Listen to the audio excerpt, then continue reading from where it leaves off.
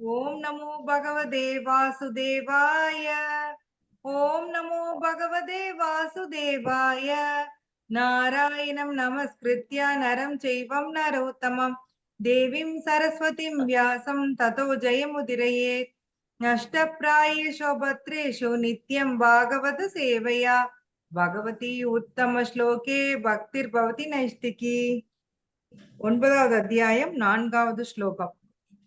மயா ததம் இதம் சர்வம் ஜகத் அவ்யக்தமூர்த்தினா மத்சானி சர்வபூதானி நச்சாகம் தேசவஸ்தः.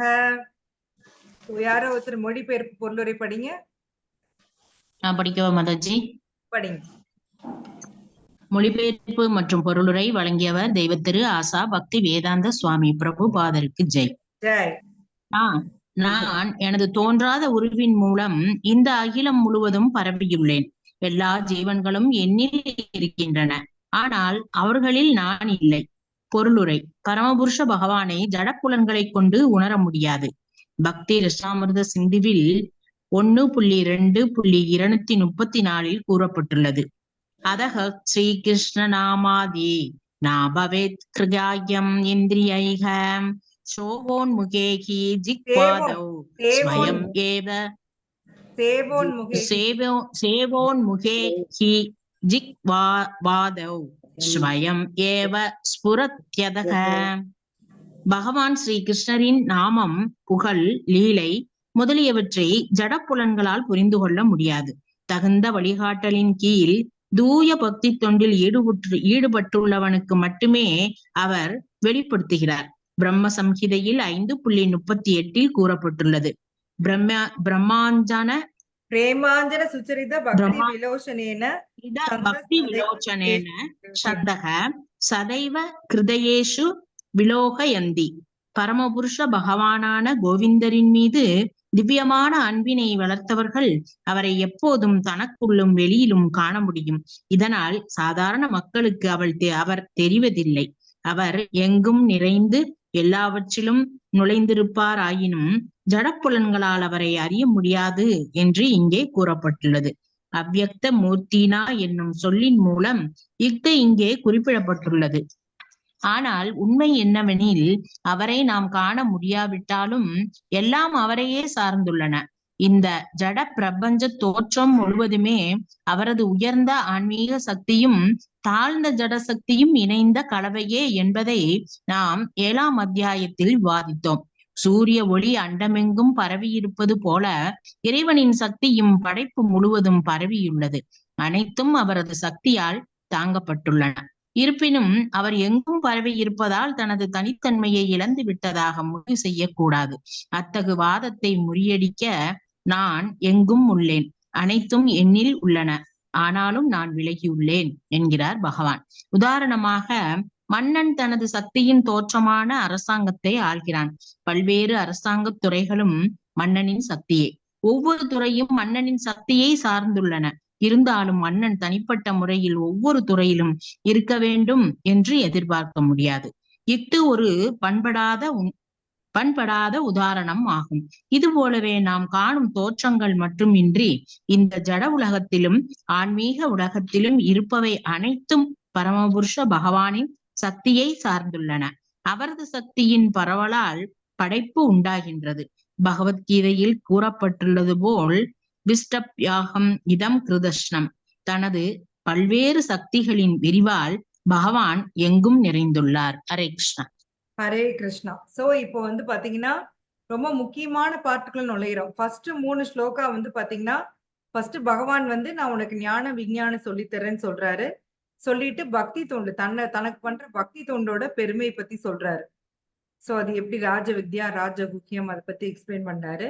அடுத்தது பாத்தீங்கன்னா, இது நம்பிக்கை இருக்கிறவனுக்கு மட்டும்தான் இது புரியும், அவன் தான் என்கிட்ட வருவான் அப்படின்னு சொல்லி சொன்னாரு. நம்பிக்கை இல்லாதவன் இங்கேதான் இருப்பான் அப்படின்னு அவர் சொல்றாரு இல்லைங்களா. 9.3 அப்படிதான் வரும். பக்தி தொண்டில் நம்பிக்கை இல்லாதவங்க என்கிட்ட வர முடியாது, அவன் பௌத்திக கூட பிறப்பு இறப்பு பாதைக்கே திரும்பி வரான் அப்படின்னு சொல்லி சொல்றாரு. சோ இதுல என்ன சொல்றாருன்னா, தான் எப்படி இந்த உலகத்துல இருக்கிறேன் அப்படிங்கறது சொல்றாரு. கிட்டத்தட்ட 7வது அத்தியாயமும் 9வது அத்தியாயமும் பாத்தீங்கன்னா நிறைய விஷயங்கள் ஒரே மாதிரி இருக்கும். சோ இந்த ஞான விஞ்ஞானம் அதுலயும் பகவான் சொல்லுவாரு. அதே மாதிரி தான் எப்படி இந்த உலகத்துல இருக்காரு, பூமி ரப்போ அனலோ வாயு கம் மனோ புத்தி ஏவச்ச சொன்னார் இல்லைங்களா? பஞ்சபூதம் நான் தான், மனம் புத்தி அகங்காரம் நான் தான் அப்படின்னு சொன்னாரு. ஜீவாத்மா என்னோட சக்தி தான் அப்படின்னு சொல்லி சொன்னாரு. சோ இது எல்லாமே இந்த முக்குணம் தாலதான் ஆளப்படுது. அந்த முக்குணத்தை வந்து என்னை சரண்டர் ஆனாதான் கடக்க முடியும். இது எல்லாமே 7ஆம் அத்தியாயத்துல சொல்லியிருப்பார். அதே மாதிரி தேவ வழிபாடு சொன்னார். கிட்டத்தட்ட 9வது அத்தியாயத்துல பாத்தீங்கன்னா இது எல்லாமே திருப்பி வரும். பகவான் தான் எப்படி இந்த பௌதீக உலகத்துல பரவி இருக்கிறேன் அப்படிங்கறத மறுபடியும் சொல்றாரு. என்னோட தோன்றாத உருவின் மூலம் எல்லா இடத்துலயும் இருக்கேன் அப்படின்னா, தோன்றாத உருவம் அப்படின்னா என்னன்னா, அருவ பிரம்மனா அவர் இருக்காரு நம்ம பார்த்தோம் இல்லைங்களா? பகவான் அந்த பூரண உண்மை வந்து 3 நிலையில இருக்கு இல்லைங்களா? என்னென்ன? பிரம்மன், பரமாத்மா, பகவான். பிரம்மன், பரமாத்மா, பகவான். பிரம்மன்னா என்ன? ஜீவாத்மா. ஜீவாத்மாவும் பிரம்மன். இங்க இருக்கிற எல்லாமே பிரம்மன் தான். One sense. இந்த பௌதிக குலத்தில் நிலம், நீர், நெருப்பு, காற்று எல்லாமே பிரம்மன் தான். இங்க பகவான் எல்லா இடத்துலயும் பரவி இருக்காரு இல்லையா? சோ இது வந்து பிரம்மன், பகவானுடைய அருவ பிரம்மன். அடுத்தது பரமாத்மா அப்படிங்கிறது என்ன? லோக்கலைஸ்ட் ஆஸ்பெக்ட்னு சொல்லுவோம். லோக்கலைஸ்ட். சரிங்களா? சோ பரமாத்மா அப்படின்னா எங்க இருக்காரு பகவான்? எல்லா ஜீவன்களுக்குள்ளும் இருக்காரு. பரமாத்மா இருக்கிறதுனாலதான் நாம லைவ்லியா இருக்கோம் இல்லீங்களா? சோ பகவான் வந்து அருவ பிரம்மனா இருக்காரு, பரமாத்மாவா இருக்காரு. அதுக்கப்புறம் என்னவா இருக்காரு? பகவான். கோலோக விருந்தாவனத்துல பகவானாவும் இருக்காரு இல்லைங்களா? 3 ஆஸ்பெக்ட்ல அவர் இருக்காரு. சோ பகவான் இங்க என்ன மென்ஷன் பண்றாரு? நான் தோன்றாத உருவின் மூலம் அகிலம் முழுவதும் பரவியுள்ளேன் அப்படின்னா, நான் எல்லா இடத்துலயும் பிரம்மனா நான் இருக்கேன் அப்படின்னு சொல்றாரு. எல்லா ஜீவனும் என்னில் இருக்கின்றன. சோ எல்லா ஜீவாத்மாவும் நம்ம எல்லாருமே அவர்லதான் இருக்கோம். இதெல்லாம் யார மென்ஷன் பண்றாருன்னா, கர்ப்போதகசாய விஷ்ணு மென்ஷன் பண்றாரு. சோ எல்லா ஜீவாத்மாவும் அவர்லதான் இருக்கும். ஆனால் அவர்களில் நான் இல்லை. இதுக்கு என்ன மீனிங்னா, லிட்டரலா அப்படி கிடையாது. அவரு வந்து தன்னோட சக்திகள் மூலம் நம்மள மெயின்டைன் பண்ணிட்டு இருக்காரு. அவரா வந்து இதுல எதுலயும் இன்வால்வ் ஆகுறது இல்ல. அதுக்கு வந்து எக்ஸாம்பிள் பிரபுபாத் கொடுக்கிறாரு பாருங்க. ஒரு ராஜா இருக்காரு, அவருடைய அரசாங்கம் இருக்கு. பாத்தீங்கன்னா அதுல இருக்கிற எல்லா துறையுமே அவருடைய கண்ட்ரோல்ல தான் இருக்கு. ஆனா ராஜாவே பர்சனலா ஒவ்வொன்றிலயும் இருக்காரா? எப்படி வந்து மெயின்டைன் இப்ப நம்மளோட மினிஸ்ட்ரி இப்ப வந்து பாத்தீங்கன்னா பிரைம் மினிஸ்டர் பதவி ஏத்துக்கிட்டாரு. இந்தியாவோட பிரைம் மினிஸ்டர் யாருன்னு கேட்டா என்ன சொல்வீங்க?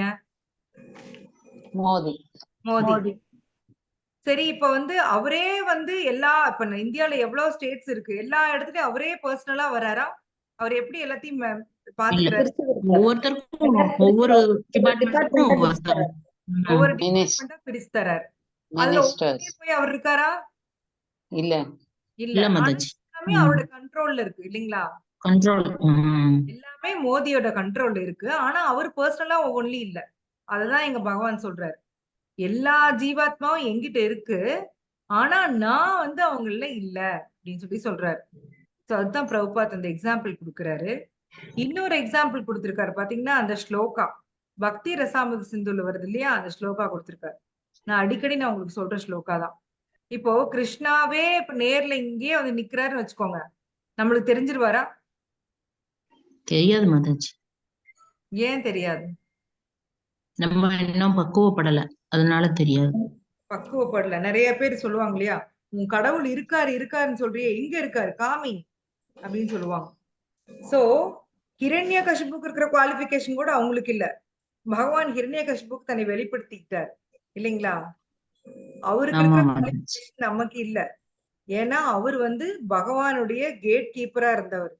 ஜெயா விஜயா இல்லைங்களா? அவங்கதான் ஹிரண்யாக்ஷன் ஹிரண்யகசிபு வராங்க. நம்ம பகவானுக்கு வந்து நமனமான்னு இருக்குது, ஃபைட் பண்ணணும்னு தோணுது. அதனால வேணும்னே ஒரு லீலா பண்ணி அவங்கள கீழே அனுப்பிச்சு விடுறாரு. சோ தனக்கு எதிரா ஸ்ட்ராங்கான ஒரு ஆள் வேணும் அப்படிங்கறதுனாலதான் தன்னுடைய ஆளை அனுப்புறாரு. தன்னோட வாயில் காப்போன்னு இங்க அனுப்புறாரு. அவர் பாத்தீங்கன்னா பயங்கர பவர்ஃபுல். இந்த பௌதீக உலகத்துல இருக்கிற யாராலையுமே ஹிரண்யகசிபு வெல்ல முடியல. அவ்வளவு பவர்ஃபுல்லா இருக்காரு. ஆனா அந்த ஹிரண்யகசிபுவை பகவான் வந்து கொசு அடிக்கிற மாதிரி அடிச்சார், நம்ம பார்த்தோம். சோ இதெல்லாம் எதுக்கு அப்படின்னா, இதெல்லாம் நம்மளுடைய இன்சிக்னிபிகன்ஸ், நாம ஒண்ணுமே இல்ல அப்படிங்கறத புரிய வைக்கிறதுக்காக தான் பகவான் இந்த லீலையை நடத்துறாரு. இந்த மாதிரி லீலைகள், நீ வந்து ஒண்ணுமே கிடையாது, நான் பகவான் தான் சுப்ரீம், இந்த உண்மையை நாம புரிஞ்சுக்கிறதுக்காக தான் இது எல்லா லீலையும் நடக்குது இல்லைங்களா? பகவான் தன்னுடைய சுப்ரீமசி தான் ஒரு இடத்துல மெயின்டைன் பண்ணிட்டு போறாரு. எதுக்குன்னா, நம்ம எல்லாம் வித்துணுண்டு பண்ணோம்னா வெட்டி பீத்தல் பீத்துவோம், நான் எப்படி பண்ணி எப்படி வந்து பாத்தியா அப்படின்னு. ஆனா கிருஷ்ணா உண்மையிலேயே பண்ணிட்டு அவர் அமைதியா இருக்காரு. அத வந்து தன்னுடைய லீலாவா வெளியில எல்லாம் சொல்றப்ப கூட அவர் வந்து அத தன்னை வந்து இது பண்ணிக்கல. நமக்காக, நம்மளோட பியூரிபிகேஷனுக்காக தான் நாம பகவானோட லீலைகள் எடுத்து படிக்கிறோம் இல்லைங்களா? ஒவ்வொரு தடவையும் படிக்கிறப்போ நம்மளுக்கு வந்து வியப்பா இருக்கு. ஏன்னா நம்மளுக்கு இன்னும் உள்ளுக்குள்ள புரியல. பகவான் நம்ம படிக்கிறோம், பகவான் வந்து இப்படி, அவர் அப்படி, அவர்தான் வந்து எல்லாமே உருவாக்குனாரு, அவர்தான் சுப்ரீம், போக்தாராம் யக்ஞ தபசாம், அவர்தான் கண்ட்ரோலர், அவர்தான் என்ஜாயர், எல்லாமே படிக்கிறோம். ஆனா நமக்கு புரிஞ்சிருச்சா? புரியல படிக்கிற மாதாஜி. வேற இல்லைங்களா? அந்த தன்மை இன்னும் வரணும். வரணும். எஸ். நம்ம இன்னும் நாம என்ஜாயர் நினைக்கிறதுனாலதான் நிறைய இடத்துல அடி வாங்குறோம். ஈகோலயே அடி வாங்குறோம் அப்படின்னா, இன்னும் நமக்குள்ள நான் என்ஜாயர், என்னோட கண்ட்ரோல்ல எல்லாமே இருக்கணும் அப்படின்னு ஒரு ஆசை. எல்லா ஆத்மாக்கும் சட்டுல அந்த ஆசை இருக்கு. அந்த ஆசை மாதாஜி, அதனாலதான் அவர்களில் நான் இல்லை என்ற அந்த வரி வருதா மாதாஜி? இல்ல இல்ல இல்ல, அவர்களில் நான் இல்லை அப்படின்னா பகவான் தான் டைரக்டா அங்க இல்ல, தன்னோட சக்திகள் மூலமா மெயின்டைன் பண்றேன் அப்படின்னு சொல்றாரு. பகவான் தன்னோட சக்திகள் மூலமா தான் நம்மள மெயின்டைன் பண்றாரு. அதுதான் மென்ஷன். எஸ். சோ எஸ், சட்டுலா ஒவ்வொரு ஜீவாத்மாவுக்கும் அந்த என்ஜாயிங் டெண்டன்சி இருக்கு. அதனாலதான் நம்மள இன்னும் இந்த பௌதிக உலகத்துல இருக்கோம். இல்லைன்னா பௌதிக உலகத்திலேயே இருந்தாலுமே நாம வந்து எலிவேட்டடா இருப்போமா.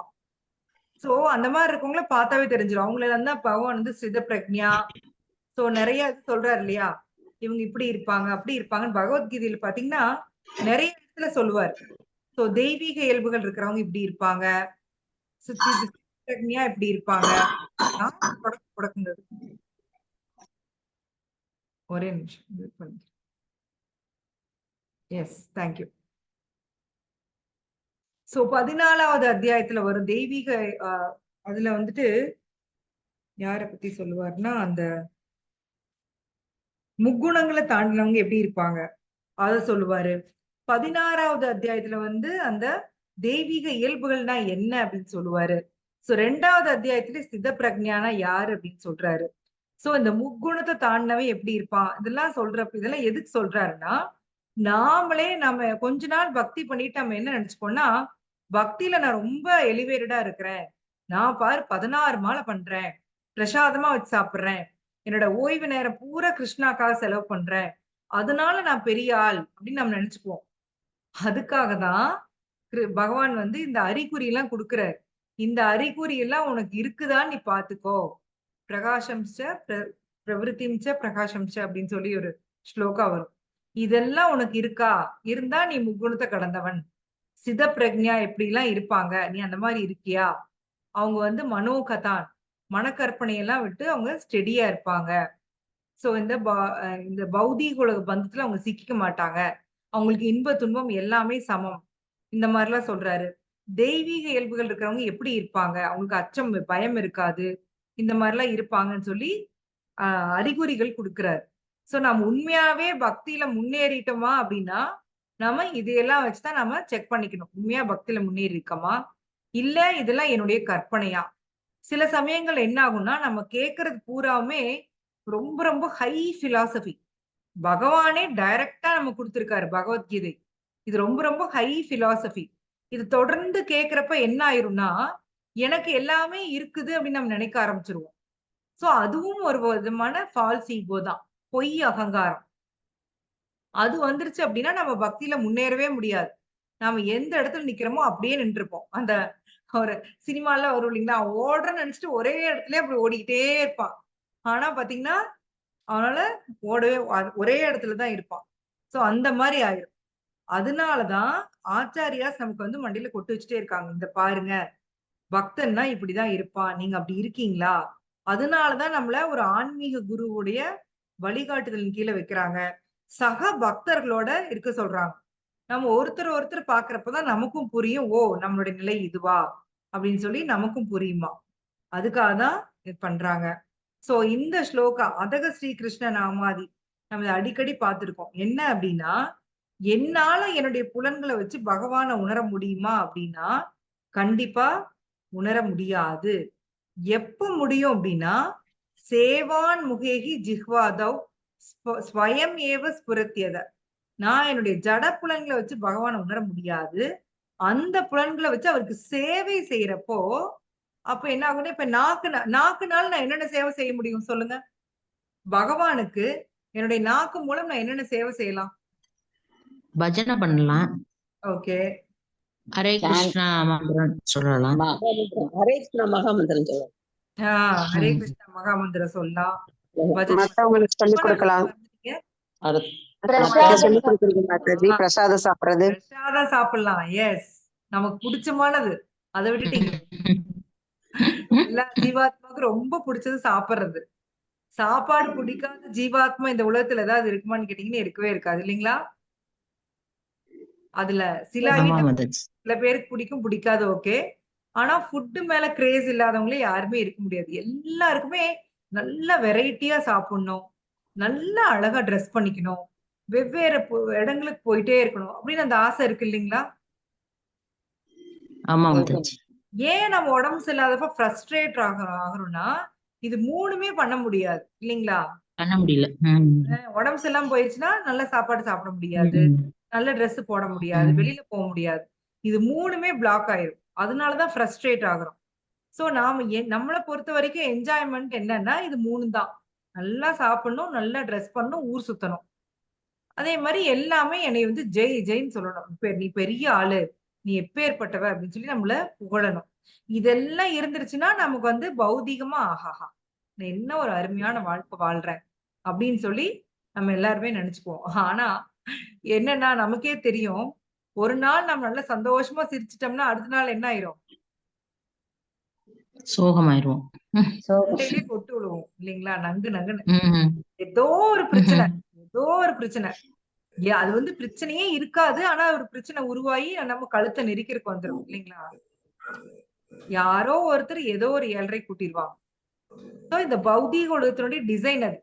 சிரிச்சோன்னா அழுக வரும், அழுக வந்துன்னா அடுத்தது சிரிப்பு வரும். மாறி மாறி எஸ் மாறி மாறி இதெல்லாம் வந்துகிட்டே இருக்கு. அதுதான் பௌதீக வாழ்க்கை. சோ இந்த அதனாலதான் வந்து பக்தர்கள் வந்து இந்த பௌதீக இன்பம் துன்பம் இதையெல்லாம் எதையுமே அவங்க பெருசா எடுக்கிறது இல்ல. அவங்கள பொறுத்த வரைக்கும் கிருஷ்ணாக்கு இது பிடிக்குமா? ஜெயா விஜயாக்கு புரிஞ்சிருச்சு, பகவானுக்கு யாரோடையாவது ஃபைட் பண்ணணும்னு ஆசைப்படுறாரு. சோ அந்த ஆசையை நிறைவேற்றி வைக்கிறதுக்காக அவங்க பாருங்க தியாகம் பண்றாங்க பாருங்க. 3 லைஃப் டைம் இங்க வராங்க. அவங்க ஆக்சுவலி அவங்களாம் பகவானுடைய தூய பக்தர்கள். அவங்க பாட்டுக்கு வைகுந்தால நிம்மதியா காவல் காத்துட்டு இருந்தவங்க. பகவானுடைய உருவத்தோற்றம் மாதிரியே உருவத்தோற்றம் இருக்கு. அங்க பாத்தீங்கன்னா அவங்களுடைய வேலை அவங்க செஞ்சுட்டு ஜாலியா இருக்காங்க. ஆனா கிருஷ்ணாக்கு பிடிக்கும், பகவானுக்கு இந்த விளையாட்டு பிடிக்கும் அப்படிங்கறதுக்காக அவங்க வந்து இந்த சாபத்துக்கு உள்ளாகி அந்த குமாரர்களை நிறுத்தி சாபத்துக்குள்ளாகி இங்க வராங்க. இது மூலம் என்னால பகவான் வந்து திருப்தி ஆவாரா, சந்தோஷமா வராங்க. சோ இதுதான் ஒரு பக்தனுடைய மென்டாலிட்டி. எனக்கு என்ன கஷ்டம் வந்தாலும் பரவாயில்ல, பகவான் அதன் மூலம் திருப்தி ஆவாரா? நாம அப்படியே உள்டா இல்லைங்களா? பகவானே எனக்கு எந்த கஷ்டமும் கொடுத்துறாதீங்க, என்னால தாங்க முடியாது, ஐயோ இல்ல. நாம வந்து அப்படியே ஒரு உல்டா லைஃப் வாழ்ந்துட்டு இருக்கிறோம். அப்படியே 180 டிகிரி ஆப்போசிட். நம்மளுக்கு இந்த உடலை வந்து நம்ம கண்ணே பொண்ணேன்னு வச்சிருப்போம். இந்த உடலுக்கு எந்த கஷ்டமும் வந்துடக்கூடாது கிருஷ்ணா. இன்னொரு சால்ஜா பேர சொல்லுவோம், இந்த உடல் நல்லா இருந்தா தானே கிருஷ்ணா நான் உங்களுக்கு சேவை செய்ய முடியும். அது ஒரு சால்ஜாப்பு வேற. ஆனா அந்த போக்கஸ் உங்களுக்கு அந்த டிஃபரன்ஸ் புரியும் நினைக்கிறேன். அந்த போக்கஸ் அவங்களுடைய ஃபோக்கஸ் கிருஷ்ணா மேல இருக்கு, நம்மளுடைய ஃபோக்கஸ் நம்ம உடல் மேல இருக்கு. ஆனாலும் நாமளும் வந்து பகவானுக்கு சேவை செய்யணும் ட்ரை பண்றோம். நீங்க சொன்ன மாரி இப்ப நாக்க யூஸ் பண்ணி பகவானுடைய நாமாவ சொல்றோம், அவருடைய புகழ பேசுறோம், அவரோட பிரசாதம் சாப்பிடுறோம், காதை யூஸ் பண்ணி அவருடைய விஷயங்கள் எல்லாம் கேட்கிறோம், மூக்க யூஸ் பண்ணி அவருடைய சம்பந்தப்பட்ட அந்த வாசனையெல்லாம் நுகர்றோம், கை கால்களை யூஸ் பண்ணி அவருக்கு சேவை செய்யணும்னு ஆசைப்படுறோம், பண்றோம். ஆனா இது எல்லாமே என்ன பேசிஸ் அடிநாதம் என்னன்னு பாத்தீங்கன்னா, எனக்கு பிடிச்சிருக்கு நான் பண்றேன். இது நல்லது நான் பண்றேன். என்னோட ஆச்சாரியா சொல்லியிருக்காங்க நான் பண்றேன். இதை தவிர்த்து வேற ஏதாவது ரீசன் இருக்கா நம்ம பண்றதுக்கு? சொல்லுங்க. எனக்கு தெரியாம கூட இருக்கலாம். நீங்க சொல்லுங்க பாப்போம். அதான் மாதாஜி, பேசிக்கலி நம்ம செய்யறதெல்லாம் நம்ம அதான். நம்ம அதுக்கு குடும்பம் நல்லா இருக்கணும். அதான் மாதாஜி. கரெக்ட். நம்ம குடும்பம் நல்லா இருக்கும். Very good. Correct. Good point. அப்புறம் வேற என்ன காரணத்துக்கு செய்றோம்? அதான் எங்க டீச்சர் சொல்லி கொடுத்திருக்காங்க அது செய்யறதுக்கு. அதுதான் ஃபர்ஸ்ட், அதுதான் மாதாஜி, ஃபர்ஸ்ட் ஸ்டெப் அதுதான். இதெல்லாம் சொல்லி இருக்காங்க, செய்யணும். சொல்ற அட்லீஸ்ட் நாமளா சொல்றது செய்யறோம் இல்லையா? அது செய்யாதவங்களும் இருக்கிறாங்க இந்த பௌதிக குலத்துல நிறைய. கேட்டு ஓடிடுவாங்க. அட்லீஸ்ட் நாம ஏதோ ஒண்ணு அவங்க சொல்லியிருக்காங்க, அது எனக்கு வந்து நியாயம் படுது, உங்களுக்குலாம் அது கரெக்ட்னு படுது இல்லைங்களா? ஆமா மாதாஜி. ட்ரை பண்ணி பார்க்கலாம் அப்படின்னு சொல்லி நீங்களும் ட்ரை பண்றீங்க. எஸ். சோ நாமலாம் அந்த சாதகா பீரியட், சாதகா ஸ்டேஜ்ல இருக்கோம். அதாவது நாம பிராக்டிஸ் ஸ்டேஜ்ல இருக்கோம்.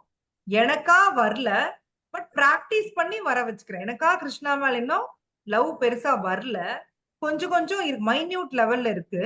சோ பை பிராக்டிஸ் நான் வந்து அதை அதிகப்படுத்தணும்னு விரும்புறேன். அப்படிதான் நம்ம இருக்கோம் இல்லைங்களா இப்போ? ஆமா மாதாஜி. ஆமா. எல்லாருமே அதனாலதான் வரீங்க. பாத்தீங்கன்னா இந்த 12 பேர் 13 பேர் தொடர்ந்து ஏன் வரீங்க அப்படின்னா, நமக்கு வந்து அதுல ஒரு டேஸ்ட் இருக்கு. பகவானை பத்தி கேட்கறதுல ஒரு ருச்சி இருக்கு. அவர் சொல்ற விஷயங்கள் வந்து நமக்கு பிடிச்சிருக்கு. சோ அத ஒருத்தர் எடுத்து பிரபுபாதர் அதை எடுத்து சொல்றப்ப நமக்கு அதை ஃபாலோ பண்ணணும்னு தோணுது. நம்மளால முடிஞ்ச வரைக்கும் நாமளும் ஃபாலோ பண்றோம். அதனாலதான் நம்ம தொடர்ந்து நம்ம வந்துட்டு இருக்கோம். நமக்கு அதுல ஒரு ருச்சி இருக்கு. சோ அடுத்தடுத்து பிரபுபாதர் நம்ம என்ன எப்படி கொண்டு போறாருன்னா, அடுத்தடுத்த லெவலுக்கு வாங்க. அதோட நிக்காதீங்க. அடுத்த லெவல் என்ன அப்படின்னா, நீ வந்து உன்னோட புலன்களை யூஸ் பண்ணி சேவை பண்ணினா, ஸ்வயம் ஏவ ஸ்புரத்தியத. பகவான் தன்னைத்தானே வெளிப்படுத்திக்குவாரு. இதுக்காக நீ வந்து தனியா நீ வேற எதுவும் பண்ண வேண்டாம். நீ வந்து முயற்சி மட்டும் பண்ணு. கிருஷ்ணா கான்ஷியஸ் பொறுத்த வரைக்கும் அதுதான். என்னாலேயே எல்லாமே பண்ணிட முடியுமானா முடியவே முடியாது. ஆனால் நான் முயற்சி பண்றேன் அப்படின்னா, அத பார்த்து பகவான் வந்து எனக்கு வந்து ஹெல்ப் பண்ணுவார். நம்ம பல விதமா நான் வந்து பார்த்திருக்கோம். சோ நாம பண்ண வேண்டியது எல்லாமே என்னன்னா முயற்சி. அந்த முயற்சிய வந்து நம்ம விடவே கூடாது. டெய்லி நாம எந்திரிச்சு சாண்டிங் பண்ணணும்னா பண்ணணும். அந்த 1 1/2 மணி நேரம், 2 மணி நேரம் பகவானுக்காக ஒதுக்கணும். அதுக்கப்புறம் நம்ம குடும்பத்தினருக்கு வந்து நம்ம பிரேக்ஃபாஸ்ட் செய்ய போறோம். பிரசாதமா செஞ்சு குடுத்தா ரொம்ப நல்லது. நாமளும் பிரசாதமா சாப்பிடுறது ரொம்ப ரொம்ப நல்லது. சோ மறுபடியும் ஃப்ரீ டைம்ல பகவத்கீதை படிக்கிறது, பாகவதம் படிக்கிறது. சோ இது மாரி நம்ம தொடர்ந்து முயற்சி பண்றப்போ பகவான் வந்து, பாவம் இந்த ஜீவாத்மா நம்மகிட்ட வரணும்னு ஏதோ ஆசைப்படுது அப்படின்னு சொல்லி கண்டிப்பா அவரோட கருணையை நமக்கு குடுப்பார். ஆக்சுவலி நமக்கு எல்லாமே நம்ம எல்லாருக்குமே கிடைச்சிட்டு இருக்கிறது வந்து காஸ்ட்லெஸ் மர்சி, காரணமற்ற கருணை. சைத்தன்ய மகாபிரபு அவருடைய காரணமற்ற கருணைய நமக்கு வந்து அள்ளி அள்ளி கொடுத்திருக்காரு. இல்லைன்னா நமக்கு யாருக்குமே இந்த இந்த மாதிரி விஷயங்கள்லாம் காதுலயும் கூட விழாது.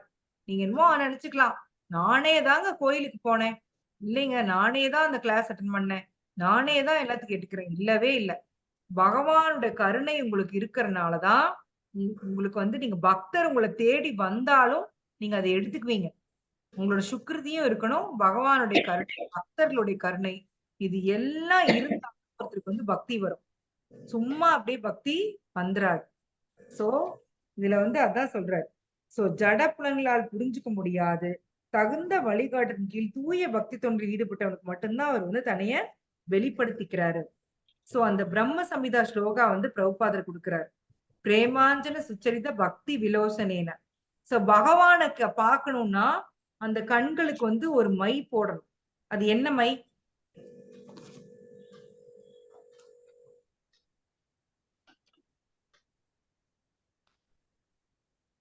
பகவானை பாக்குறதுக்கு கண் மை போடணும். என்ன மை அது? பிரேமை மாதாஜி. பிரேமை. எஸ். கிருஷ்ண பிரேமை. கிருஷ்ண பிரேமை அப்படிங்கிற அந்த மைய தடவிட்டு தான் பாத்தீங்கன்னா பிரேமாஞ்சனம். பிரேமா பிரேமாஞ்சன். அஞ்சனம்னா மை. பிரேமா அஞ்சனம்னா பிரேமா அப்படிங்கிற அந்த மை. சுச்சரித பக்தி விலோசனேன சந்த சதிவ ஹிருதேஷு விலோகயந்தி. சோ பகவான் மேல அன்பு வச்சிருக்கவங்க அவரை எப்போதும் தனக்குள்ளும் வெளியிலும் காண முடியும். இதனால் சாதாரண மக்களுக்கு அவர் தெரிவதில்லை. சோ பகவான் மேல பக்தி வச்சிருக்கவங்களுக்கு பாத்தீங்கன்னா கிருஷ்ணா நல்லா தெரிவார். ஆனா அந்த பக்தி இல்லாதவங்களுக்கு அவரு தன்னை வெளிப்படுத்திக்க மாட்டார். அவர் தன்னை எப்படி மறைச்சுக்குவாருன்னு நான் சொல்லியிருக்கேன். 7ஆம் அத்தியாயத்துல பார்த்தோம். யோகமாயா யோகமாயா. யோகமாயா. அவருதான் யோகமாயாங்கிற அந்த கர்டன் திரை. மறைச்சுக்குவார். எல்லாருக்குள்ள அவர் தன்னைய வெளிப்படுத்திக்க மாட்டார்.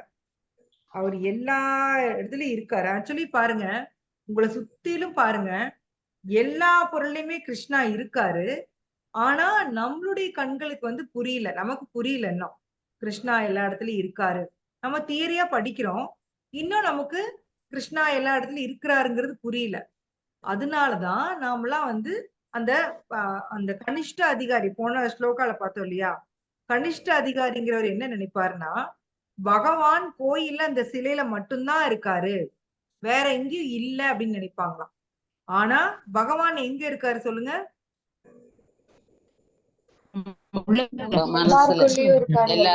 எல்லாத்துலயும் இருக்காரு. சொல்லு. பிரகலாதர் சொல்லுவார் இல்லையா? என்ன ஃபேமஸ் டயலாக்?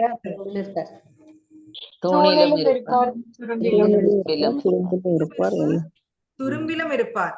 அது உண்மைதான் இல்லைங்களா? இல்லாத இடம் அப்படின்னு இந்த பௌதிக உலகத்துல எதுவுமே கிடையாது. நம்ம இந்த ஃபேமஸ் அந்த ஸ்டோரி பார்த்திருக்கோம். ராமானுஜாச்சாரியார் தன்னுடைய சீடர்கள் எல்லாருக்கும் மாம்பழம் கொடுத்து யாருமே பார்க்காத இடத்துல போய் சாப்பிட்டு வர சொல்லுவார். எல்லாரும் கிணத்துக்கடியில அங்க எங்க ஒழுங்கு சாப்பிடுவாங்க. ஒருத்த மட்டும் சாப்பிட மாட்டான். ஏன்? அவன் என்ன ஏன்பா நீ சாப்பிடன்னு கேட்டதுக்கு அவன் ரீசன் சொல்லுவான். என்ன சொல்லுவான் சொல்லுங்க? பகவான் இல்லாத இடமே இல்லை. அப்ப என்னைய வந்து எல்லாம் பார்த்துட்டு இருக்கப்ப நான் எப்படி சாப்பிட முடியும் அப்படின்னு சொல்லி இந்த பையன் கேட்பான். சோ இத புரிஞ்சுக்கணும். உண்மையான அறிவு இருக்கிறவங்க இத புரிஞ்சுக்கணும். அப்படி இல்லாம எல்லாமே இயற்கையில வந்தது. இப்போ அந்த இன்னைக்கு அந்த பகவத் தரிசனத்தோட இந்த மாதம் பகவத் தரிசன புக்ல கூட பாருங்க, அழகா கொடுத்திருக்காங்க. இந்த படத்தை பத்தி கொடுத்திருக்காங்க. ஒரு நிமிஷம் மியூட் பண்ணிக்கிறேன் மாதாஜி. சோ என்ன இந்த படைப்பு எப்படி நடந்தது அப்படிங்கிற பத்தி ஒரு ஆர்குமெண்ட் கொடுத்திருக்காங்க. பகவத் தரிசனம் வச்சிருந்தீங்கன்னா பாருங்க. சோ எல்லாரும் இந்த டார்வின் தியரி இது வரைக்கும் பாத்தீங்கன்னா இந்த பௌதீக உலகம் எப்படி வந்ததுங்கிறதுக்கு டார்வின் ஒரு தியரி கொடுத்தாரு.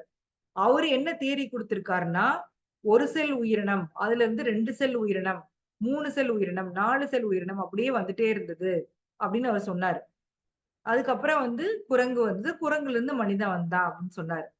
சோ அவரோட தியரி படி பார்த்தா இப்போ மனிதன்ல இருந்து இன்னொரு உயிரினம் வந்திருக்கணும். இவனை மனிதனை விட அட்வான்ஸ்டா இன்னொரு உயிரினம் வந்திருக்கணும்.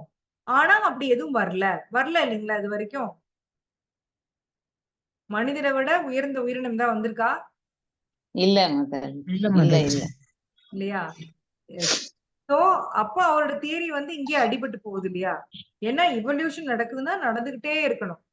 இன்னொன்னு என்ன சொல்றாருன்னா, அந்த உயிரினம் அழிஞ்சுதான் அடுத்தது வரும்னு சொல்றாரு. அப்படி பார்த்தா குரங்குல இருந்து நம்ம வந்ததுன்னு சொன்னாலும் குரங்கு இன்னும் இருக்கு. குரங்கினமும் இன்னும் இருக்கு. நமக்கும் குரங்கினத்துக்கும் சிமிலாரிட்டிஸ் நிறைய இருக்கே ஒழிய நாம குரங்குல இருந்து வந்தோங்கிறது ப்ராப்பரான ரீசன் கிடையாது. இது எல்லாமே எங்கிருந்து வந்தது அப்படிங்கிற கேள்விக்கு அவங்களுக்கு விடை இல்லை இல்லைங்களா? சரி, ஒரு செல் உயிரினத்துல இருந்து தான் எல்லாமே வருதுன்னா அந்த ஒரு செல் உயிரினம் எங்கிருந்து வந்தது சொல்லுங்க? எங்கிருந்து வந்தது? இறைவனோட படைப்பு தான் மாதாஜி. ஆனா அவங்க அந்த இறைவன்கிற வேர்டே கொண்டு வர பிடிக்காம தான் இந்த லாஜிக் பேசிட்டு இருக்காங்க. அவங்களுக்கு வந்து ஒரு படைப்பாளின்னு ஒருத்தர் இருக்கிறத வந்து ஒத்துக்க முடியல. ரொம்ப அருமையா ஒரு கட்டுரை எழுதியிருக்காங்க. முடிஞ்ச எல்லாருமே படிச்சு பாருங்க. ஏன்னா ஃபுல்லா படிக்கல. படிச்சிருந்தா நான் உங்கள்கிட்ட பத்தி டிஸ்கஸ் பண்ணிருப்பேன். ஜஸ்ட் லைன் பார்த்தேன். ஸோ டார்வின் தியரி வச்சு அவங்க எழுதியிருக்காங்க. ஸோ சயின்டிஸ்ட் எல்லாம் சொல்றாங்க ஆக்சுவலி நெபுலா அப்படின்னு, அதாவது ஒரு பெரிய ஒரு பால் ஆஃப் ஃபயர் இருந்தது. ஒரு பெரு வெடிப்பு நிகழ்ந்தது. அதுல இருந்து தனித்தனியா ஒவ்வொரு பிளானட்டும் பிச்சுக்கிட்டு போச்சு. அதுல இருந்து பூமி தனியா வந்துச்சு. அப்ப அதுக்கப்புறம் பூமி குளிர்ந்தது. ரொம்ப வருஷம் அப்படியே சுத்திட்டு இருந்து அதுக்கப்புறம் குளிர்ந்தது. அதுல வந்து உயிரினங்கள் உருவாச்சு. இந்த இஷ்டத்துக்கு இவங்க ஒரு தியரி உருவாக்கிட்டு இருக்காங்க. ஆனா, யோசிச்சு பாருங்க. நம்மளுடைய பஞ்சாங்கங்கள்லாம் வந்து தெளிவா கணக்கு போடுது இல்லைங்களா? தெளிவா வந்து இன்னென்ன நாள் இன்னென்ன இருக்குது. நம்மகிட்ட வந்து எல்லாமே இருக்குது. சாஸ்திரங்கள், இந்தந்த சீசன் இப்படி இருக்கும். எல்லாமே நம்மட்ட இந்த குறிப்புகள் இருக்கு இல்லைங்களா? இருக்கு மாதாஜி, இருக்கு. எஸ். நம்மளோட ஸ்ரீமத் பாகவதம் படிச்சாவே போதும். படைப்ப பத்தின அத்தன புதிரையும் விடுவிச்சிரலாம். ஆனா, அவங்க புடிவாதமா அதெல்லாம் இல்ல. எங்க தியரி தான் கரெக்ட்ன்னு சொல்றாங்க. சோ, ப அ அறிஞ அதுல அவங்களெல்லாம் தான் வந்து மாயையா அபகிருத ஞானா அப்படின்னு சொல்லி பகவான் குறிப்பிட்டிருப்பார். மாயையினால் அறிவு அபகரிக்கப்பட்டவர்கள். அவங்களுக்கு வந்து தாங்க சொல்றது தான் கரெக்ட் அப்படின்னு தீர்மானமா நம்புறாங்க. ஆக்சுவலி பாருங்க, நாங்க வந்து இப்போ இதுக்கு போனோம். தேக்கடி போயிருந்தோம். 4 நாள். அதனால தான் ஃப்ரைடே கிளாஸ் வைக்க முடியல. சோ அங்க வந்து ஃபாரஸ்ட்குள்ள அவங்க வந்து நெறைய ரூல்ஸ் போட்டிருக்காங்க. வனவிலங்குகள பயமுறுத்தக்கூடாது, துன்புறுத்தக்கூடாது, போய் ஃபோட்டோ எடுக்கக்கூடாது. எல்லாமே சொல்லியிருக்காங்க. சோ ஆனா யாருமே ரூல்ஸ ஃபாலோ பண்றதில்ல. என்ன சொன்னாங்கன்னா, கடைசியா 2015ஓ, 16ஓ 2 இஸ்ரோ விஞ்ஞானிகள் வந்தாங்களாமா ஃபாரஸ்ட்குள்ள. வந்து ஒரு குரூப்பே வந்திருக்காங்க. அவங்க சொல்ல சொல்ல கேட்காம அந்த யானை கூட்டத்துக்கு நடுவுல போய் ஃபோட்டோ எடுக்க ட்ரை பண்ணியிருக்காங்க. யானை கூட்டம் எப்பவுமே பார்த்தீங்கன்னா, ஆண் யானையோட வேலை என்ன அப்டின்னா, ஒரு பெண் யானை கர்ப்பமாக்குறது. பெண் யானைகள கர்ப்பமாக்குறது அதோட வேல. சோ அந்த குரூப்ல ஓட லீடர் யார் இருப்பாங்கன்னா, ஒரு பெண் யானை தான் இருக்குமா. அது வயசான யானை, நல்ல எக்ஸ்பீரியன்ஸ்டா இருக்குமா. தன்னோட குட்டிகள எல்லாம் அப்படி பார்த்துக்குமா. நம்மள மாரியே இல்லைங்களா? ஆனா வந்து நம்மளுக்கு வந்து ஆண்களும் ஈக்குவலா பண்றாங்க. ஆனா அங்க ஆண் யானையோட வேலை என்னன்னா, கர்ப்பமாக்கிட்டு அது வேற இடத்துக்கு போயிரும். அதோட வேலையே அதுதான். ஆனா அந்த கூட்டத்தோட லீடர் வந்து பெண் யானை தான். சோ யாராவது இப்படி வராங்க அப்படின்னா, அந்த பெண் யானை வந்து பயங்கர ஃபோர்ஸா வந்து அவங்கள அட்டாக் பண்ணுமாம். சரி இவங்க சொல்ல சொல்ல கேட்காம போய் ஃபோட்டோ எடுத்தனால, ஒரு ஒரு ஒரு ஒரு ஆண வந்து என்ன பண்ணிருது, தும்பிக்கையில வந்து இல்ல கால்ல வந்து ஒரே மிதி மிதிச்சிருச்சாம். அவங்களால ஓட முடியல. அதனால ஒரே மிதி மிதிச்சு ஒரு ஆண வந்து கொன்னுருச்சு. அப்புறம் ஒரு பெண், ஒரு லேடி சயின்டிஸ்ட். அவங்க தான் ரொம்ப போய் இந்த மாரி பண்ணியிருக்காங்க. அவங்கள வந்து தும்பிக்கையில போட்டு சொலட்டி அப்படியே பிச்சு போட்டுருச்சாம். கை வேற, கால் வேறயா. அதுக்கப்புறம் வந்து அங்க ரொம்ப ரூல் ஸ்ட்ரிக்ட் பண்ணிட்டாங்க. யாருமே அந்த மாரி போய் பண்ணக்கூடாது. நாம இத கேட்டா உடனே சுச்சோ! அவங்க பாவம் அப்படின்னு நெனைக்கிறோம். உண்மையிலேயே சொல்லுங்க தப்பு யாரு மேல? யானை மேலயா? அவங்க மேலயா? யார் மேல தப்பு? நம்ம மேலதான். நம்ம மேலதான் மாதாஜி. அவரு யானை அது பாட்டுக்கு அதோட இடத்துல இருக்கு. நீங்க ஏன்பா போய் அவங்கள தொந்தரவு பண்றீங்க? உங்களுக்கு அந்த அளவு கூடவா அறிவில்ல? நீங்க அப்படி சயின்டிஸ்ட்ன்னு சொல்லிக்கிறதுல என்ன அர்த்தம் இருக்கு இல்லீங்களா? அதுக்கப்புறம் கவர்ன்மெண்ட் ரொம்ப ஸ்ட்ரிக்ட் ஆயி அவங்க வந்து நெறைய ரூல்ஸ் போட்டாங்க. இந்த மாரிலாம் யாரும் வரக்கூடாது. அலோ பண்றதில்ல. இப்பதான் திருப்பி வந்து கைடோட அலோ பண்றாங்க. அவங்களோட ஒரு கவர்ன்மெண்ட்டே ஒரு கைடு இது பண்ணி, அவங்களோட மட்டும் உள்ள போலாம் அப்படின்னு சொல்லி அலோ பண்றாங்க. சோ பெரிய விஞ்ஞானியா இருக்கலாம். ஒரு பேசிக்கான ஒரு சென்ஸ் இல்ல இல்லீங்களா? ஒரு மிருகம் கூட யார அட்டாக் பண்ணும் சொல்லுங்க? மிருகம் வந்து யாரையாவது அட்டாக் பண்ணுதுன்னா எதுக்கு பண்ணும்? நம்மள அதோட துன்புறுத்ததான் அத டிஸ்டர்ப் பண்ணாதான் பண்ணும் மாதாஜி. அத டிஸ்டர்ப் பண்ணக்கூடாது. எஸ். டிஃபென்ஸ்க்காக தான் பண்ணும் இல்லீங்களா? தன்னை தற்காத்துக்கிறதுக்காக தான் பண்ணும். ஒண்ணா அதாவது புலி, சிங்கம் மாரி இருக்கிற தன்னோட வேட்டைக்கு உணவுக்காக பண்ணும். இல்லையா டிஃபென்ஸ்க்காக பண்ணும். ஆனா மனிதன் பார்த்தீங்கன்னா, மனிதனுக்கு இருக்கிற சாடிசம் மிருகத்துக்கு இருக்கா சொல்லுங்க? இல்ல மாதாஜி. Literal sadism. நம்மளுக்கெல்லாம் துன்புறுத்தி பார்க்கணும்னு ரொம்ப ஆசை. ஆனா நாம என்னமோ இவன் மிருகம் மாரி பண்றான்னு சொல்றோம். ஆக்சுவலி மிருகம் எவ்வளவோ பரவால்ல. அது வந்து மனிதன வந்து துன்புறுத்த வர்றதே இல்ல. மனிதன் அத போய் துன்புறுத்துறப்ப தான் அது தன்னை தற்காத்துக்குது. இல்லீங்களா? யானை வர பாதையில இவங்க வந்து வேலி போட்டு வைக்கிறது, கரண்ட் பாய்ச்சி வைக்கிறது. யானைக்கு பார்த்தீங்கன்னா, ஒரு நாளைக்கு 500 கிலோ உணவு சாப்பிடுமாமா. என்ன சொல்றாங்கன்னா, யானை இருந்தா தான் காடு வளருமாம். ஏன்னு கேட்டா, காடு நெறைய மரங்கள் வளர்ந்து எல்லாம் மூடிருச்சுன்னா, சன்லைட் உள்ள வராதாம். சோ யானை என்ன பண்ணும் உங்களுக்குல்லாம் தெரியும் இல்லீங்களா? அந்த போற பாதையில இருக்கிற அந்த மரங்கள் எல்லாம் அது வந்து உடைச்சுக்கிட்டே போகும். சோ அப்ப வந்து காட்டுக்குள்ள அந்த உள்ள சன்லைட் வரப்போ, ஆட்டோமேட்டிக்கா நெறையா ம எல்லா விலங்கினங்கள், மரம் செடி கொடி எல்லாத்துக்குமே உயிர் கிடைக்கும் இல்லைங்களா? சோ ஒரு காடு உயிரோட இருக்கணும்னா அதுக்கு யானை கண்டிப்பா தேவையா. ஆனா இன்னைக்கு அதோடைய தந்தம் அந்த அதோடைய அந்த தந்தம் என்ன, அதனுடைய அந்த பல்லுதான் இல்லைங்களா? அத வெட்டி அதுக்காக வந்து யானையை கொன்னு இவங்களா ஒரு ஒரு ஆர்டிபிஷியலா அதுக்கு ஒரு வேல்யூ கிரியேட் பண்ணி அதுக்காக யானைகளை கொன்னு அதை கடத்தி என்னென்ன வேலை நம்ம பண்றோம். எந்த யானையாவது மனுஷனுக்கு அந்த மாதிரி துன்பம் கொடுக்குதா? யோசிச்சு பாருங்க. நாமளா செயற்கையா ஒரு வேல்யூ வச்சுக்கிட்டோம் அந்த தந்தத்துக்கு. அதுக்காக வேண்டி அந்த யானையை கொல்றது நமக்கு நமக்கு புரியல. அது மேல கை வச்சோம்னா டோட்டலா எல்லாம் கொலாப்ஸ் ஆயிடும். ஈகோ சிஸ்டமே கொலாப்ஸ் ஆயிடும். மொத்தமே வந்து சொல்றாங்க 20 புலி தான் இருக்காமா அந்த காடுகள்ல. சோ புலி இல்லைன்னா மத்த மிருகம்லாம் பயங்கரமா பெருகிரும். சோ பகவான் வந்து பாத்தீங்கன்னா அவருடைய படைப்புல எல்லாம் எக்ஸாக்டா பண்ணிருக்காரு. இன்னென்ன மிருகத்துக்கு இன்னென்ன வேலை. அது வந்து அதது வேலையை பார்த்துச்சுனாவே காடு நல்லா இருக்கும். காடு நல்லா இருந்தாதான் நாம நல்லா இருக்க முடியும். இல்லைன்னா மழை வராது, ஓவர் வெயில் அடிக்கும். எல்லா பிரச்சனையும் நம்ம ஃபேஸ் பண்ணுவோம். குழந்தையில இருந்தே நமக்கு அதை சொல்லி தராங்க இல்லைங்களா? Forest gives rain. பிள்ளைங்க படிக்குது இல்லைங்களா? Forest gives rain, prevents trees prevent soil erosion. எல்லாம் சொல்லிதான் தராங்க. ஆனா நமக்கு வந்து நம்ம என்ஜாய்மெண்ட் மட்டும்தான். மத்தவன் அடுத்தவன் என்ன ஆனாலும் கவலை இல்லை. மிருகமா இருந்தாலும் எனக்கு கவலை இல்லை. நான் ஜாலியா என்ஜாய் பண்ணேன். நான் போய் மிருகத்தோட செல்ஃபி எடுக்கணும். பெரிய அட்வென்ச்சர்னு நம்ம நினைப்போம் மாதாஜி. உள்ள போய் காட்டுக்குள்ள போய் அது 2 போடு போட்டா தெரியும். பிச்சே போட்டுருச்சாமா, 2 பிச்சே போட்டுருச்சாமா. அதான் நடக்கும். யானை பயங்கர ஃபாஸ்டா ஓடி வருமாமா. நம்மளால ஓடவே முடியாது அப்படிங்கிறாங்க. என்ன பண்ணா டக்குன்னு ஒரு குழிக்குள்ள குதிச்சிருந்துமாமா. குழிக்குள்ள வராதாமா. சோ அது தப்பிக்கிறதுக்கு என்னன்னா அதே மாதிரி அதோட அந்த நான் அவ்வளவு பெரிய உடம்பு வச்சுட்டு அந்த ஸ்லோப்ல எல்லாம் எப்படி ஏறுது அப்படின்னு கேட்டப்போ அந்த தும்பிக்கை இருக்கு இல்லைங்களா, அதுல இருந்து ஒரு புஷ்ஷுன்னு காத்து விடுமா. சோ அந்த அந்த காத்தோட இதை வச்சு அளந்துகிட்டே போகுமா. அதே மாதிரி யானைக்கு காது செம்ம ஷார்ப்பாமா.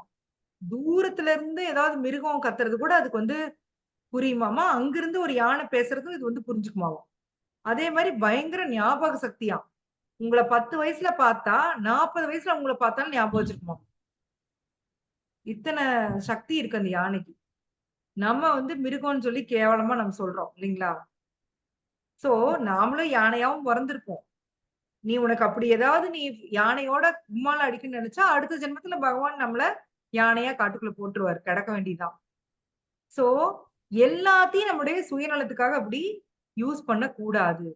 ஒண்ணு ஃபர்ஸ்ட் புரிஞ்சுக்கணும். இந்த பூமி வந்து எல்லாருக்கும் ஆனது. மனிதனுக்கு மட்டும் கிடையாது. பகவானே சொல்றாரு. இந்த ஜீவாத்மா தன்னோட சுயநலனுக்காக இந்த ஜட இயற்கையை யூஸ் பண்றான்னு பகவானே சொல்றாரு. நாம என்ன நினைச்சுக்கிறோம்னா இங்க இருக்கிறது எல்லாமே என்னுடைய என்ஜாய்மெண்ட்டுக்கு. கிடையவே கிடையாது. பகவான் இதெல்லாம் எதுக்கு கொடுத்திருக்காருன்னா, முட்டாளே இங்க இருந்து நீ எப்படியாச்சும் இங்க திரும்பி வர பாரு. இதெல்லாம் சாம்பிள் உனக்கு. இது மாதிரி வைகுந்தால இதை விட பல மடங்கு இன்பம் உனக்கு அங்க காத்துட்டு இருக்கு. கிளம்பி வா. அந்த மெசேஜ் தான் பகவான் பகவத்கீதையில கொடுக்கிறாரு. அதை இன்டைரக்டா கொடுக்கிறாரு. அத ஆச்சாரியா நம்மளுக்கு எடுத்து சொல்றாரு. சோ இத புரிஞ்சுட்டு நம்ம பக்தி பண்ணி இங்கிருந்து போகதான் ட்ரை பண்ணுமே ஒழிய இங்க இருந்து என்னுடைய சென்சஸ என்ஜாய் பண்ண நான் ட்ரை பண்ண கூடாது. அப்படி பண்ணனா நான் மாட்டிக்குவேன். திருப்பி திருப்பி நான் வந்து இந்த பௌதிக உலகத்துல பிறந்து இறந்துட்டே இருக்க வேண்டியதுதான். இதுக்கு முடிவே கிடையாது. சோ என்னுடைய புலன்களை பகவானோட சேவையில யூஸ் பண்ணி பகவானுக்காக ஒரு வாழ்க்கை இத்தனை ஜென்மமா நமக்காக நம்ம வாழ்ந்துட்டோம். பல கோடி ஜென்மமா. இந்த ஒரு ஜென்மத்தை பகவானுக்காக வாழ்ந்தோம் அப்படின்னா இங்கிருந்து அழுங்காம குழுங்காம நம்மள வந்து வைகுந்தாக்க தன்னுடைய இடத்துக்கு பூலோக விருந்தாவனத்துக்கு கூட்டிட்டு போயிடுவார். சோ அந்த மெசேஜ் தான் அவரு ஒவ்வொன்றையும் கொடுக்கிறார். ஓம் தத் சத். ஹரே கிருஷ்ணா. யாருக்கா ஏதாவது டவுட் இருந்தா நீங்க கேட்கலாம்.